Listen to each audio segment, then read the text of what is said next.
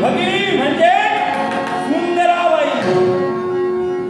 बाई बापाचा पत्थर माझ्या ताईचे सारे लाड मी पुरविले. पण दुसऱ्या बाजूला विचार केला असेल तर हे गरिबीचं जिणं मला नको होतं. आणि म्हणूनच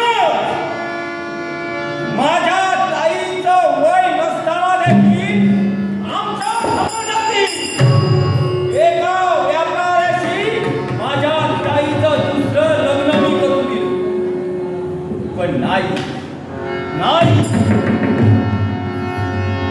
ज्या व्यापाऱ्याशी माझ्या ताईचं लग्न करून दिलं त्या व्यापाऱ्याला त्याच्या पहिल्या पत्नीपासून एक कन्या जन्माला आली. पण आज त्या व्यापाऱ्याची सारी संपत्ती त्या कन्याच्या नावे. आणि हेच मला नको होतं. म्हणूनच एक डाव मी टाकत होतो. पण सारे डाव जरी माझे गोल ठरले तरी हा खचून जाणारा नव्हे.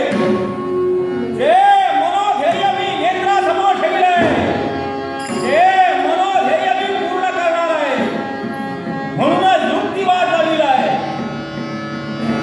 ज्या मुक्तेच्या नावे सारी संपत्ती आहे, जर का ती संपत्ती या